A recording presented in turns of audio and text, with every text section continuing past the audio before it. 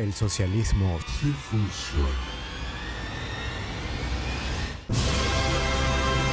Y yo creo que parece que no funciona, pero podría funcionar, en teoría. El socialismo, como el capitalismo, como el anarquismo, como el keynesianismo, es un modelo político-económico. Como todos los modelos, tiene problemas para ser aplicado. El capitalismo, por ejemplo, tiene los problemas del monopolio, del abuso de la posición de dominio, del inside trading. El socialismo también tiene problemas muy graves y estos tienen que ver con la eficiencia. En particular, explicaremos 3 problemas que son sacados de este maravilloso libro que me encanta, que se llama 10 ensayos para un socialismo del siglo XXI. Y antes que crean que es propaganda, es un libro editado por Routledge. Routledge es una clara editorial académica. Es un texto muy denso. Sin más que dilatar, los 3 problemas del socialismo que veremos son: 1. La dificultad de saber ordenar los recursos. 2. La falta de motivación para que se mueva la economía. Y 3. Un mercado que no se mueve por las malas dinámicas internas. Comencemos entonces con la idea de que es una utopía y que hay una deficiencia en la eficiencia del socialismo. Para eso quería comenzar con un ejemplo pequeño sobre el canal de Panamá. ¿Sabías que una simple sequía en la región de Panamá podría pausar el funcionamiento del Gran Canal de Panamá? Quiero que vean lo complicado que es tener un canal como el canal de Panamá. Me ponen a Hulk, ¿no? Porque era una proeza magnánima tener que sacar una parte total de un trozo de tierra y tener que hacer que pasen por ahí los navíos. Es mucho más rápido así y fue una inversión estadounidense. Ahora, esto costó demasiada plata y pudo haber salido muy mal, pero por suerte era una economía capitalista en el sentido de que tenía demasiados actores que uno podía darse cuenta que esto beneficiaría a mucho comercio a la vez y pudieron elegir gastar recursos en esto y no en otras cosas porque se dieron cuenta que funcionaba o funcionaría mejor por la múltiple información que había en todo el mercado. Ya, esto es muy complicado en el socialismo, porque cuando uno tiene un régimen socialista en el cual todo el poder económico está solamente en el Estado, la pregunta inmediata es: ¿dónde pongo los recursos que son demasiados? Tenemos el ejemplo de la China comunista y, por ejemplo, lo que pasó con las ciudades fantasmas en China. Lo que hizo el gobierno chino es invertir mucha plata para poder crear habitaciones que no tenían demanda. Era para hacer gasto público, pero realmente esas ciudades no se poblaron y todavía siguen vacías, con la esperanza de que luego sean pobladas. Pero por el momento siguen vacías y parece que nadie las va a tener en el corto plazo. Un trabajo que tiene que hacer ahí el Estado es, para empezar, cerciorarse de que toda su inversión tenga un retorno. O sea, de que invierte que gane plata. Y eso es muy complicado porque tiene que hacer todo a la vez. No solamente verificar que lo que yo tenga como inversión me dé un retorno de inversión, sino 2 cosas más. Lo segundo es salvaguardar el interés total de todos los pobladores. O sea, tiene que invertir por un lado y luego tiene que salvaguardar de que todos tengan derechos. Claramente no hablan de derechos en China, obviamente les parece absurdo. Pero sí saben de que la gente tiene que comer, tiene que tener una casa, tiene que tener lo mínimo para poder vivir. ¿Cuánto le doy de dinero a este programa, por ejemplo, para comer, o a la educación, o a la vivienda? Es bien complicado cuando no hay información realmente sobre cómo ordenar y poner los recursos eficientemente. Y peor aún, esto no es lo único que hay, también hay una suerte de el tema de los despidos masivos. Cuando uno tiene una inversión en el Estado y ve que su inversión no era tan buena y que no funciona, pues ¿qué puedo hacer? Despidos masivos. Y el despido masivo es una política en contra de una gran cantidad de ciudadanos, pero tiene que hacerla salvaguardando a la vez a los ciudadanos. Entonces, ¿cómo puede hacer ambos a la vez? Es una tarea titánica y es muy difícil de hacer para un Estado. No tiene ninguna empresa que esté por sí sola, con su información propia, trabajando en su interés y que el Estado simplemente pueda ordenarlo. No, el Estado tiene que hacer tanto de inversor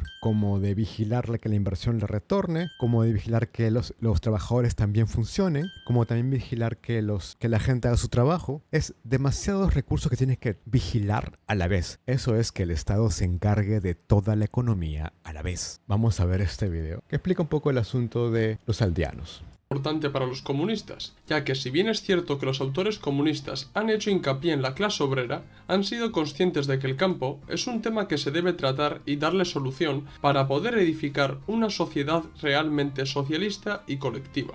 La cuestión agraria y la de los trabajadores del campo siempre ha estado presente en los movimientos populares, revolucionarios o socialistas. Más aún en los países donde el campo predomina sobre la ciudad. Dejar de lado esta cuestión sería un pecado para los comunistas, ya que supondría abandonar a los trabajadores del campo y dejarlos a merced de los partidos burgueses o pequeño burgueses. Por esta misma razón, creo que es importante tratar la cuestión del campo y hacerles ver a los trabajadores del campo de que la lucha comunista les beneficia a ellos también. En el pasado, los socialistas y los comunistas... Esa es la idea, hacerles ver que ellos se benefician de esta revolución comunista. Y eso es lo más complicado de hacer. Porque la pregunta que uno se haría, si es parte de este gobierno, es, bueno, entonces, ¿para qué trabajo? ¿Cuál es la razón para que yo tenga una inversión personal en trabajar? ¿Por qué lo haría? Por ejemplo, pensemos en no los obreros, sino a la gente que está en la parte más alta. O sea, los managers, la gente que tiene los pantalones para poder llevar a la empresa al mejor fin del mundo. Y la pregunta dentro de un esquema socialista es, ¿cuál es su objetivo? Porque de Tim Cook, o sea, del CEO de Apple, es fácil. Él quiere maximizar el profit para sus stakeholders, que dicen que son también los obreros, no tanto. En verdad son los accionistas de la empresa. Y también con eso mantener su posición de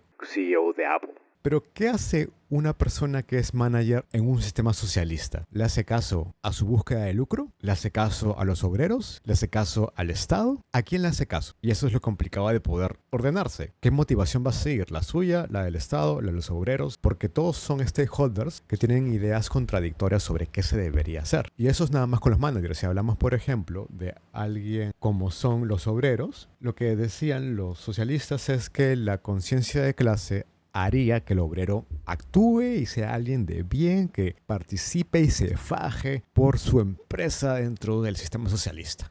Pero si yo soy alguien que de la nada tiene un régimen extraño y me dice, oye, tienes que hacer todo tu trabajo, no por plata, no porque tú puedas tener mejor modo de vida después, no porque es un beneficio colectivo, y ya está, pues es imponerle una cultura que no le está entrando, una cultura a la cual no pertenece para empezar, y en último lugar, una cultura con una motivación externa y nada interno. Cuando la gente no es que por magia ya sea muy sociable y diga voy a desvivirme por el bien de la comunidad. Eso no es la mayoría de la gente. Porcentaje muy pequeño de personas. Y aún así la gente que haría eso también tiene intereses propios, cosas que desea, porque somos humanos. Pero lo que hacían ellos es decir, bueno, la conciencia de clase es lo que va a hacer que la gente se dé cuenta, bueno, vamos a simplemente actuar a favor del partido, eso beneficiará a todos en el largo plazo, o eso cree. Entonces lo que pasó es que tuvieron que abandonar esto porque no puede funcionar así. Y tuvieron que volver a lógicas capitalistas. Esto quiere decir el viejo carrot and stick, tener como un incentivo de logros y de castigos. En el capitalismo lo que pasa es eso, se premian los logros y se castigan los fallos y no funciona. Y eso es básicamente capitalismo sin ninguna remuneración fuerte porque la motivación que tenían era muy pequeña o muy diferente a lo que recibirías si tuvieras un sistema capitalista con más posibilidades de repente de poder tener algo mejor. Aunque una posibilidad improbable. Pero aunque sea posibilidad, acá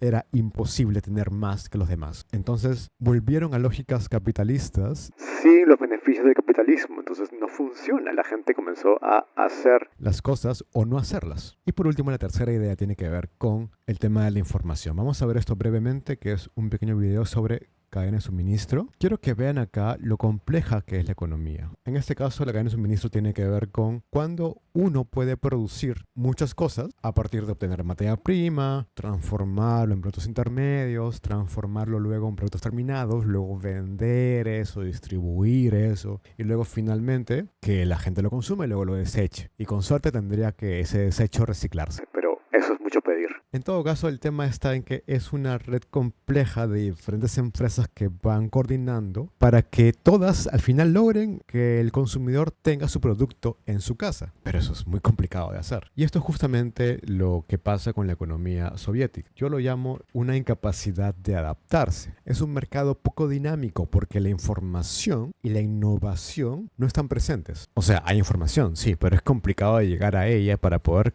moldearse al cambio económico económico una y otra vez, porque la economía siempre va cambiando respecto a diferentes demandas, diferentes ofertas, diferentes muchas cosas. El primer problema es la asimetría de la información, porque tanto puede ser que el Estado no tenga la información suficiente para poder llegar al obrero o al consumidor en el momento oportuno, como también hay información interna dentro de cada empresa que por lucro interno pueden no compartir con el exterior. No hay ningún incentivo para poder no ganarte algo corruptamente internamente en tu empresa socializada. Entonces, ¿qué motivación tienes para poder ayudar al sistema? No la hay. Y planear la economía sin una información confiable, pues genera desastres.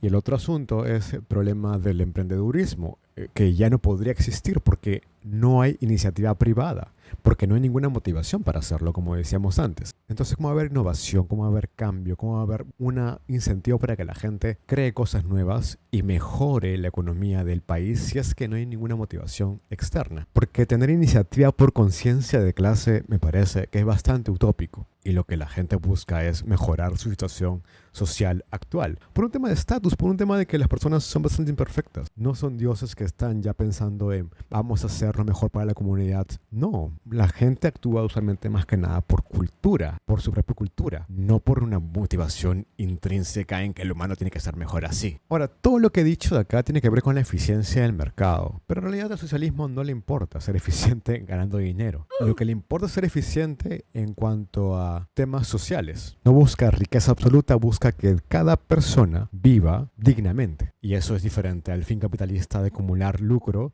hasta el fin de los tiempos. Y yo me pregunto, ¿es posible hacer esto solo por la dialéctica de clases? Es decir, que nos demos cuenta de que esto es mejor razonando culturalmente todos. ¿Y cómo sabemos que la organización a la cual llegamos con el socialismo es ya la mejor? Porque es más racional. Es una opción, sí, pero es la más racional ya de frente porque nos parece ahorita la mejor. Pues hay muchas cosas que discutir ahí. Sobre todo el asunto de que los fines son otros del socialismo. Pero eso lo veremos en otro video. Cuídense mucho. Hasta luego.